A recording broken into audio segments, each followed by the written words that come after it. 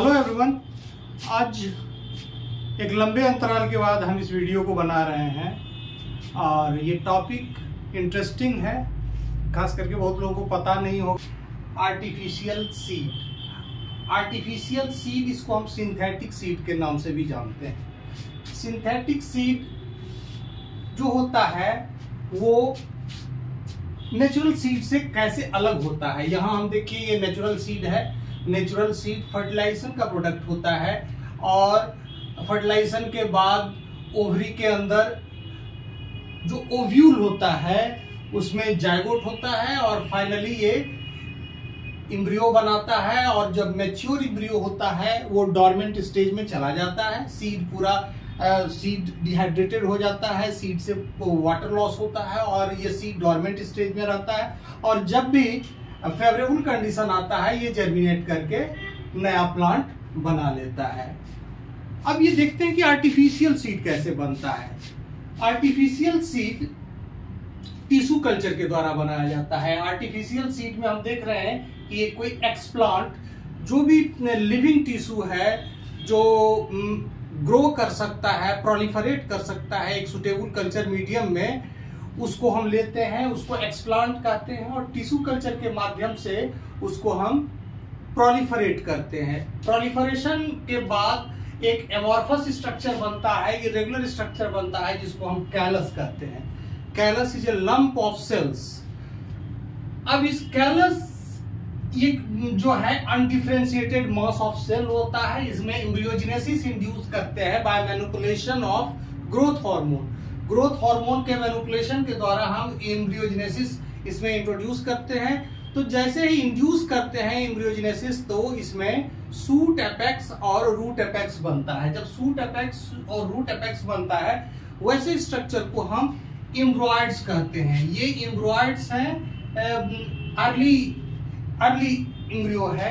ये जब आगे चलकर ये मैच्योर एम्ब्रियो बनता है जो हार्ट शेप का होता है। तो मैच्योर एम्ब्रियो में हम देखते हैं कि कॉटिलीडन भी दिख रहा है और नीचे में रेडिकल प्लूम्यूल वगैरह बनता है। तो ये जो मैच्योर सोमेटिक एम्ब्रियो है, मैच्योर सोमेटिक एम्ब्रियो को हम लोग, इसमें बहुत सारे एम्ब्रियोइड्स में बहुत सारे मैच्योर कर जाते हैं, बहुत नहीं भी करता है। तो जो मैच्योर एम्ब्रियो है उसको हम सेपरेट कर लेते हैं। तो मैच्योर एम्ब्रियो को सेपरेट करके एक सोडियम एल्गिनेट, एल्गी से बना हुआ एक जिलेटिनस सब्सटेंस है जो सोडियम का सॉल्ट होता है, उसमें हम इसको रखते हैं। उसमें जब रखते हैं तो ये क्या करता है, उसके चारों ओर वो इनकैप्सुलेट कर लेता है। ये क्या करता है, इनकैप्सुलेट कर लेता है, यानी कि ये चारों ओर एक इनकैप्सुलेशन,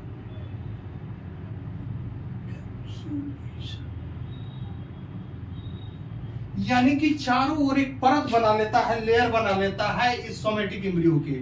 और इसके बाद हम इस सोडियम एल्जिनेट के द्वारा इनकैप्सुलेटेड सोमेटिक एम्ब्रियो को ट्रांसफर करते हैं कैल्शियम नाइट्रेट के सॉल्यूशन में।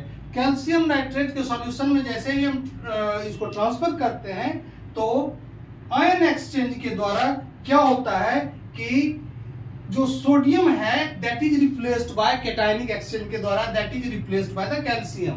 तो अब ये जो बनता है आर्टिफिशियल सीड, इसी को हम कहते हैं। तो ये जो बाहरी कोट हुआ ये कैल्शियम एल्गिनेट का बना हुआ है, यानी कि एम्ब्रियो के बाहर जो भी चीज है वो कैल्शियम एल्गिनेट का बना हुआ है और ये इसी को हम सिंथेटिक सीड कहते हैं। ये बड़े लंबे समय तक रह सकता है, यानी कि इसको हम स्टोर भी कर सकते हैं। डेसिकेशन नहीं होता, ये जो एम्ब्रियो है सूखता नहीं है।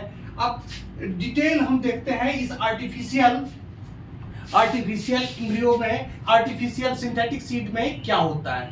इस सिंथेटिक सीड के अंदर हम देखते हैं कि ये जेलिंग एजेंट है, बाहर की तरफ जेलिंग एजेंट है। इसके अंदर क्या क्या और दिया जाता है जो इस प्रोसेस में ही डाला जाता है। क्या क्या दिया जाता है, न्यूट्रिएंट डाला जाता है। सोमेटिक एम्ब्रियो तो है ही सेंटर में, एंटीबायोटिक और एंटी फंगल एजेंट डाला जाता है। इसलिए कि जब इसको फील्ड में ट्रांसफर किया जाए तो इसको ये एंटी फंजाई से या बैक्टीरिया के अटैक से इसको बचा सके। प्लस इसमें ग्रोथ रेगुलेटर भी डाला जाता है न्यूट्रिएंट ग्रोथ रेगुलेटर ये क्या करता है कि अर्ली स्टेज में इसको न्यूट्रिएंट प्रोवाइड करता है जब तक कि इसका रूट सफिशिएंटली ग्रो नहीं कर जाए और जो सॉइल है उससे अपना न्यूट्रिएंट लेना शुरू ना कर दे। अब इसके इस तरह के सीड्स का क्या बेनिफिट है? बेनिफिट क्या है कि ये जैसे कि हम लोग माइक्रो प्रोपेगेशन के द्वारा सूट टिप कल्चर से तो उसमें देखते हैं कि वो नॉर्मली वो वायरस कितना भी ये प्लांट कितना भी वायरस अफेक्टेड हो, लेकिन उसका जो सूट एपिकल मेरिस्टेम है वो वायरस फ्री होता है। तो इस तरह से जो आर्टिफिशियल सीड होता है ये भी वायरस फ्री होता है, पैथोजन फ्री होता है। जेनेटिक यूनिफॉर्मिटी होता है, चूंकि ये यूनिपेरेंटल होता है, एक ही पेरेंट के एक्सप्लांट से सारा बनता है, इसीलिए इसमें जेनेटिक यूनिफॉर्मिटी होता है। इसमें फर्टिलाइजेशन का प्रोडक्ट है नहीं कि दो प्लांट के जीनोम आके मिले हों, जाइगोटिक फ्यूजन होता नहीं है। तो इसी में सारे के सारे they look like a clone, तो इसमें कोई जेनेटिक यूनिफॉर्मिटी होता है। मास प्रोडक्शन होता है, जैसे हम टिश्यू कल्चर से मास प्रोडक्शन करते हैं वैसे ही इसमें हम मास प्रोडक्शन इसको कर सकते हैं, स्टोरेज कर सकते हैं। सबसे बड़ी चीज है कि हम स्टोरेज ऑफ जर्म प्लांट कर सकते हैं। जैसे हम सीड को स्टोर करते हैं, थोड़ी सी ज्यादा सावधानी लेकर हम इसको भी स्टोर कर सकते हैं कई महीने तक। इसमें ये जो एम्ब्रियो है ये डोरमेंट स्टेज में पड़ा रहेगा, but the embryo will remain alive. इसमें इसके वाइटलिटी में फर्क नहीं आएगा इस ड्यूरिंग स्टोरेज। अब इसको करते हैं, it can be transferred to the field और green house directly as we can do in case of natural seed. Natural seed को भी हम फील्ड में डायरेक्ट ट्रांसफर करते हैं। इसमें भी कुछ खास सोइंग टेक्निक के द्वारा हम इसको डायरेक्ट फील्ड में ट्रांसफर कर सकते हैं या फिर ग्रीन हाउस में ट्रांसफर कर सकते हैं। Species with difficulty in seed production. अच्छा, ये खास करके इस टेक्निक को का इस्तेमाल वैसे स्पीशीज के लिए किया जाता है जिसको सीड प्रोडक्शन में डिफिकल्टी होती है, यानी कि नेचुरल सीड उसके द्वारा नहीं बन पाता है, तो उसके लिए हम इस आर्टिफिशियल सीड के द्वारा यानी कि कल्चर करके इसको बनाते हैं। इलाइट जीनोटाइप के लिए जो वैल्यूबल जीनोटाइप है, हाई क्वालिटी जीनोम है, उसके लिए हम इस चीज को करते हैं ताकि कम समय में इसका मास प्रोडक्शन किया जा सके। जेनेटिकली मॉडिफाइड प्लांट के लिए भी ये बड़ा सुटेबल टेक्निक है, क्योंकि जेनेटिक मॉडिफिकेशन के बाद हम टिश्यू कल्चर के ही द्वारा इसको ग्रो करते हैं, स्पेसिफिक मीडियम में उसको ग्रो करते हैं। तो मॉडिफिकेशन तो जेनेटिकली मॉडिफाइड प्लांट को भी हम या क्रॉप के लिए भी हम ये सिंथेटिक सीड बना सकते हैं। हाइब्रिड सीड, बहुत सारे ऐसे प्लांट होते हैं जिसमें इनकॉम्पेटिबिलिटी का प्रॉब्लम होता है, यानी कि जो